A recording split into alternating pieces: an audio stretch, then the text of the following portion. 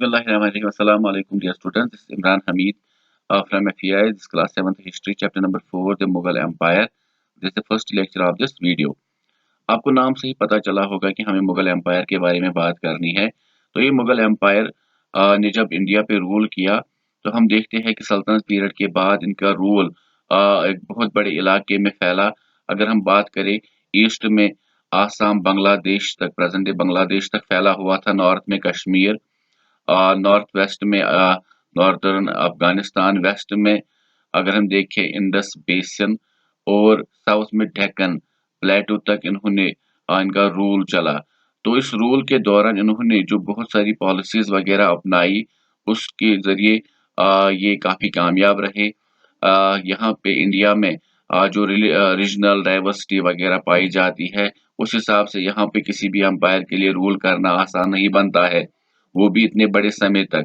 तकरीबन तकरीबन 1526 से लेकर 1857 तक मुगल्स ने यहाँ पे इंडिया पे रूल किया, और उनकी अलग अलग कैपिटल्स थी, जैसे कि आगरा, इनकी समर कैपिटल मानी जाती थी, काबुल जो 1526 से 1681 तक इनकी समर कैपिटल रही। उसके अलावा दिल्ली, फतेहपुर सिकरी और लाहौर। तो इनकी कोर्ट में अलग अलग लैंग्वेजेस का इस्तेमाल होता था, Persian, Urdu, Arabic, Chagatai Turkic language वगैरह का इस्तेमाल होता था। तो इनका रिलीजन जो था वो सुन्नी इस्लाम से जुड़ा हुआ था। इसके अलावा अगर हम देखें, इनका जो फाउंडर था वो यहाँ पे इंडिया में, उसका नाम था ज़हीरुद्दीन बाबर, और लास्ट रूलर जो इनका रहा यहाँ पे वो थे बहादुर शाह सेकंड। 1857 तक उन्होंने रूल किया। शुरुआत इनकी हुई फर्स्ट बैटल ऑफ पानीपत से, जो 12 ऑफ अप्रैल 1526 में लड़ा गया बिटवीन बाबर एंड इब्राहिम लोदी। तो आइए हम इनके बारे में और जानते हैं। Who were the Mughals? अगर हम मुगल्स की ओरिजिन की तरफ जाए तो कहा जाता है कि इनकी फैमिली में जो फादर साइड से थे, तो फादर इनका जो था वो चंगेज खान मंगोलिक ओरिजिन से थे, और इनकी मदर जो थी वो तैमूर टर्किक मंगोल ओरिजिन से थी। तो ये हमेशा चाहते थे कि हमें तैमूर के ओरिजिन से ही जाना जाए, क्योंकि चंगेज खान का नाम जो है वो काफी बदनाम था। जो चंगेज खान ने रूल किया एक बहुत बड़ी एम्पायर में, उस दौरान जो उन्होंने कैंपेन्स वगैरह की, जो जंग उन्होंने लड़े, उस दौरान कहा जाता है 40 टू 60 मिलियन लोगों की जानें चली गई। तो इसलिए हम कहते हैं कि चंगेज खान के साथ ये अपने नाम को जोड़ना नहीं चाहते थे। और उसके बाद ये जो मंगोल डायनास्टी थी चंगेज खान के अंडर में, तो उसके बाद इन्होंने जो उज़्बेक है, उज़्बेकिस्तान प्रेजेंट डे जो एक कंट्री है, वहां पे इन्होंने अपना सेंटर बनाया फरगाना। तो फरगाना उस इलाके का नाम था। और उसके बाद अगर हम देखें, जो बाबर है फाउंडर ऑफ मुगल डायनास्टी, उन्होंने क्या किया, उन्होंने फिर काबुल की तरफ अपना रुख मोड़ दिया और काबुल को अपनी बेस बनाया। फिर उनके पास एक इंडियन रूलर आया जिसका नाम था राणा सांगा, और उसने उनको दावत दी बाबर को कि आप इंडिया पे अटैक करें और वहां पे जो इब्राहिम लोदी है आप उसको हराए। तो हिंदू कुश जो हम कह सकते हैं माउंटेन पास है, उनके थ्रू उनकी आर्मी यहाँ पे आई, और इनके पास काफी अच्छे फायर आर्मर्स कैनन्स वगैरह भी थे। एक साइड से बाबर के पास कम फौज थी, लेकिन दूसरी तरफ ये जो फायर आर्मर्स वगैरह उनके साथ में थे, उसकी बदौलत उन्होंने फर्स्ट बैटल ऑफ पानीपत में इब्राहिम लोदी, जो कि लोदी डायनास्टी के आखिरी रूलर थे, उनको हराकर इंडिया पे रूल करने लगे। तो इसके बाद हम देखते हैं कि जब वो रूल करने लगे, उसके बाद इन्होंने बहुत सारी और भी जंगें लड़ी, और साथ-साथ में इनके जो हम कह सकते हैं इनका सन हुमायूं हो, उनका बेटा अकबर द ग्रेट हो, उनका बेटा जहांगीर, उसके बाद उनका बेटा शाहजहां, उसके बाद औरंगजेब। तो ये काफी बेहतरीन रूलर्स माने जाते हैं जिन्होंने इंडिया पे रूल किया, और अपनी पॉलिसीज वगैरह जो उनकी थी, चाहे मिलिट्री कैंपेन्स हो, इकोनॉमिक पॉलिसीज हो, या अलग अलग जो यहाँ पे सोशल ग्रुप्स थे उनके साथ किस तरह से वो मर्ज हुए, उनके साथ किस तरह से उन्होंने अलायंसेस वगैरह बनाई, जिससे कि ये कामयाबी के साथ इतने समय तक रूल कर पाए। तो आइए हम उन रूलर्स के बारे में जानते हैं, और साथ में उनकी मिलिट्री कैंपेन्स के बारे में भी। Military campaigns under the Mughals. तो यहाँ पे हम इनके बारे में पहले बात, जैसे मैंने पहले ही कहा कि जो बाबर थे वो फर्स्ट रूलर थे जिन्होंने 1526 से लेकर 1530 तक इंडिया पे रूल किया। और अगर हम देखें फरगाना जहाँ पे इन्होंने हुकूमत को संभाला था 1494 में, लेकिन उसके बाद और एक उज़्बेक ग्रुप ने, जब उनकी एज सिर्फ 12 इयर्स की थी, उस पे हमला किया और उसके बाद 1504 में ये काबुल चले गए और काबुल के को अपने कंट्रोल में करने के बाद ये इंडिया लौटे और इंडिया में इन्होंने 1526 में इब्राहिम लोदी को बैटल ऑफ पानीपत में हराया और उसके बाद दिल्ली और आगरा के इर्द-गिर्द के इलाकों को कैप्चर किया और उन पर हुकूमत शुरू की। अब हमें बात करनी है इनके मिलिट्री कैंपेन्स के बारे में, चाहे बाबर हो या उनके बहुत सारे अलग-अलग जो रूलर्स मुगल डायनास्टी के थे। अगर हम मिलिट्री कैंपेन्स की बात करें तो मिलिट्री कैंपेन्स में सबसे पहले बाबर, जिन्होंने रूल किया इंडिया में 1526 से लेकर 1530 तक। अगर आप देखोगे ये पेज आपकी बुक में अवेलेबल है तो आप उस पे ये साफ-साफ अच्छे से खुद भी पढ़ सकते हो। तो यहाँ पे हम देखते हैं कि इब्राहिम लोदी को 1526 में सबसे पहले इन्होंने बैटल ऑफ पानीपत में हराया। उसके बाद जिस आदमी ने इनको दावत दी थी, राणा संगा ने, तो उसको ये फिर हराते हैं बैटल ऑफ खानवा में, जब बाबर को फिर टाइटल मिलता है गाज़ी का। उसके बाद बाबर राजपूत रूलर ऑफ चंदेरी को भी हराकर दिल्ली और आगरा पे मरते समय तक पूरी तरह से कंट्रोल हासिल करते हैं। लेकिन 1530 में इनकी मौत के बाद हुकूमत हुमायूँ, इनके बेटे हुमायूँ के हाथों में आती है। अगर हम हुमायूँ की बात करें तो हुमायूँ ने 1530 से 1540 तक अच्छे से रूल किया, लेकिन उसके बाद जो हम कह सकते हैं एक रिबेल्स जो हम कह सकते हैं अफ़गान ओरिजिन के थे, जिन्होंने एक डायनास्टी बिहार में एस्टेब्लिश की थी जिनका नाम था सुर डायनास्टी। तो उनका लीडर था शेर शाह सूरी। तो शेर शाह सूरी जो है वो हुमायूँ को हरा के दिल्ली और आगरा के रीजन्स पे कंट्रोल हासिल करते हैं। उसके बाद वो धकेलते हैं हुमायूँ को पर्शिया की तरफ, जो ईरान का इलाका है। तो वहाँ पे जो हम कह सकते हैं एक डिप्लोमेटिक टाई शुरू होती है हुमायूँ और सफ़ाविद डायनास्टी के बीच में, जो वहाँ पे उस वक़्त ईरान पे रूल कर रही थी। और उसके बाद शेर शाह सूरी जो कि एक्सीडेंटली एक फायर जो उनकी गन से बर्स्ट होता है और उनके चेहरे से उनके सर के थ्रू निकलती है, उसकी वजह से उनकी मौत होती है। उसके बाद शेर शाह सूरी के जो हम कह सकते हैं जो हम कह सकते हैं बाकी के रूलर्स थे वो काफ़ी वीक थे। इस तरह से 1555 में हुमायूँ वापस कैप्चर करते हैं दिल्ली और आगरा के रीजन को। लेकिन अगले ही साल इस वाली बिल्डिंग में लाइब्रेरी थी हुमायूँ की, तो वहाँ पे सीढ़ी से गिरकर इनकी मौत होती है। उस वक़्त अकबर की एज जो जलालुद्दीन अकबर थे हुमायूँ के बेटे, उनकी एज तकरीबन-तकरीबन 13 इयर्स की ही थी। अगर हम बात करें जो हम कह सकते हैं हुमायूँ, उनकी बीवी थी हमीदा बानो बेगम, जो कि एक पर्शियन प्रिंसेस थी, ईरानियन प्रिंसेस थी। तो उनका बेटा था अकबर।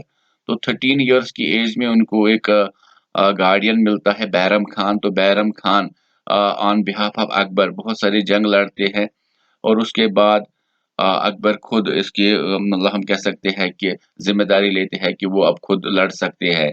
लेकिन बैरम खान को फिर वो हज पे जाने की अ, हम कह सकते हैं दरख्वास्त करते हैं और रास्ते में ही उनका कत्ल किया जाता है। लेकिन उसके बाद जो अकबर थे, इन्होंने बहुत सारे रिवोल्टोस को भी सहा और बहुत सारे कैंपेन्स, मिलिट्री कैंपेन्स में इनकी जीत भी हासिल हुई।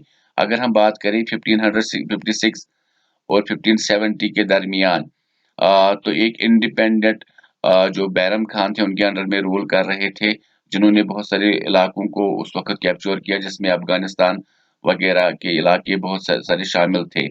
उसके बाद हम देखते हैं कि इनका जो हाफ ब्रदर था जो कि हुमायूँ की दूसरी बीवी से पैदा हुआ था मिर्ज़ा हकीम।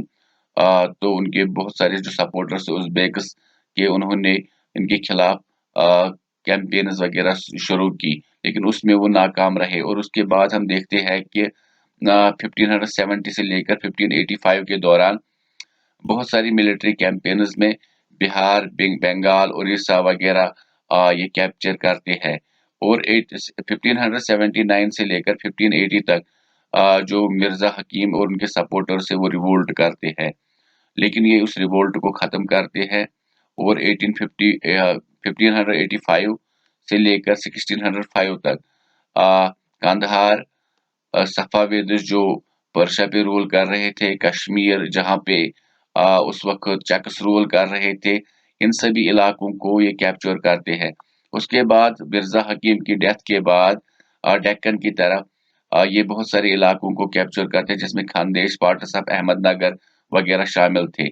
In the last years of his rain, जब आखिरी दौर चल रहा था इनकी हुकूमत का, तो Akbar was distracted by the rebellion of princess Salim. तो सलीम इनके बेटे जहांगीर को ही कहते हैं, जिन्होंने रेबेलियन की थी, जो फ्यूचर मतलब एम्परर बनने वाले थे, उन्होंने रेबेलियन की, तो इसकी वजह से काफी डिस्ट्रैक्शन वगैरह हो गई। तो इसके बाद हम पढ़ते हैं कैंपेन्स अंडर सलीम और जहांगीर। तो हमारे पास ये टॉपिक है जहांगीर की शक्ल में। तो जहांगीर जो है ये मैंने पहले ही कहा कि इसका असली नाम था सलीम, लेकिन फिर उसका नाम पड़ गया जहांगीर, जिन्होंने 1605 से लेकर 1627 तक रूल किया। ये अकबर की बीवी मरियम उज़ ज़मानी का बेटा था और जो कि एक राजपूत प्रिंसेस थी। लेकिन ये जो सलीम या जहांगीर थे, इनको काफ़ी ज़्यादा लत थी ओपियम की। ये खशखाश डून वनान च, तो उनकी काफ़ी ज़्यादा लत थी इनको, जिसको एज़ ड्रग से इस्तेमाल करते थे। उसके बाद हमने देखा कि जो अकबर ने स्टार्ट किए थे campaigns Sisodia ruler of Mewar, Amar Singh वगैरह के साथ, वो चलते रहे और फाइनली जो अमर सिंह थे उन्होंने मुगल सर्विसेज एक्सेप्ट की। उसके बाद हम देखते हैं कि सिक्स, अहमद और अहमद नगर के जो कैंपेन्स वगैरह जहांगीर के अंडर में लड़े गए, वो कम सक्सेसफुल रहे। लेकिन उसके बाद प्रिंस खुर्रम, जो कि फ्यूचर एम्परर थे, जिनका मतलब फिर नाम पड़ गया शाहजहां, उन्होंने अपने फादर जहांगीर के खिलाफ फिर रिबेलियन की, और जो जहांगीर की दूसरी वाइफ थी नूर जहां, उन्होंने भी और जहांगीर ने भी कोशिश की उस रेबेलियन को खत्म करने की, लेकिन वो उसमें कामयाब नहीं हुए। और उसके बाद दौर शुरू होता है शाहजहां का। शाहजहां जो है, इन्होंने 1628 से लेकर 1658 तक रूल किया। हम कह सकते हैं यहाँ पे जहांगीर और उनकी वाइफ जगत गोसैनी के बेटे थे, जो कि एक राजपूत प्रिंसेस थी। अगर हम देखें तो काफी ज्यादा पीक पे मुगल कोर्ट जहां शाहजहां के अंडर में पहुंचा और इन्होंने काफी मार्वलस जो आर्किटेक्चरल डिजाइन वगैरह बनाए। इंशाल्लाह हम आगे उनके बारे में बात करेंगे, क्योंकि आगे आने वाले चैप्टर में हमें उनके बारे में बात करनी है, आर्किटेक्चर अंडर मुगल्स के बारे में। तो उसके बाद हम देखते हैं कि इनके अंडर में भी कुछ कैंपेन्स, मिलिट्री कैंपेन्स वगैरह हुई, जिसके अंडर में इन्होंने कंधार वगैरह, सफाविदिस वगैरह के अंडर में अगर हम देखें जो कैंपेन्स शुरू, तो इन कैंपेन्स में अगर हम देखें अहमदनगर, द बुंडेल्स को हराया गया। ऑर्चर्ड जो था वो इलाका इन्होंने सीज किया, उस पे कब्जा किया। और हम नॉर्थ वेस्ट में अगर हम देखें वल्खा और तो उज़्बेकस के खिलाफ अनसक्सेसफुल इनके जो कैंपेन्स थे वो रहे, उनको ये हराने में नाकाम रहे। और उस दौरान कंधार जो था वो उस पर सफाविद जो कि पर्शियन रूलर्स थे, उन्होंने कब्जा कर लिया और 1632 में फाइनली ये अहमदनगर को अपने कंट्रोल में करने में कामयाब हुए। उसके बाद हम देखते हैं कि 1657 से लेकर 58 तक यहाँ पे कॉन्फ्लिक्ट हुआ शाहजहां और जो शाहजहां के जो दूसरे बेटे थे और औरंगजेब के बीच में। औरंगजेब भी शाहजहां के ही बेटे थे, लेकिन इन चार भाइयों के बीच में काफी ज्यादा हम कह सकते हैं कि कौन नेक्स्ट रूलर बनेगा, उस पे इख्तिलाफात शुरू हुए। और उस दौरान कहा जाता है कि औरंगजेब ने अपने तीनों भाइयों को मार कर शाहजहां को गिरफ्तार करके रखा आगरा फोर्ट में। तो उसके बाद हम देखते हैं कि जो शाहजहां का रूल था ये ज्यादातर मोन्यूमेंट्स, आर्किटेक्चर वगैरह के लिहाज से काफी आलीशान माना जाता है। और उसके बाद जो रूलर बने शाहजहां के बाद वो थे औरंगजेब। तो औरंगजेब ने यहाँ पे रूल किया 1658 से लेकर 1707 तक। तो ये जो बेस्ट रूलर्स मुगल डायनास्टी के माने जाते हैं उनमें से लास्ट रूलर थे।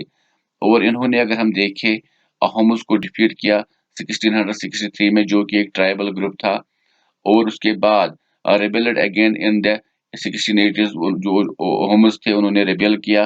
Campaign in the north west against the Yousafzai and the Sikhs were temporarily successful. तो वो कम से कम सक्सेसफुल वगैरह रहे, क्योंकि सिख्स को हराने के लिए इससे पहले भी जहांगीर वगैरह ने कोशिश की थी, लेकिन वो उसमें सफल या कामयाब नहीं हुए थे।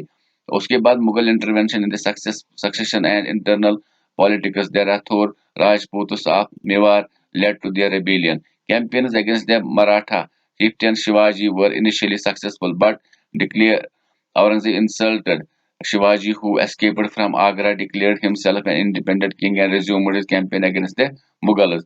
तो हम देखते हैं कि खास तौर पे जो डेक्कन का एरिया था, जो कि मुगल्स के कंट्रोल में कभी नहीं आ रहा था, तो औरंगजेब ने सबसे ज्यादा कोशिश की कि डेक्कन, जो कि महाराष्ट्र आंध्र प्रदेश वगैरह का इलाका है, उसको वो अपने कंट्रोल में करे।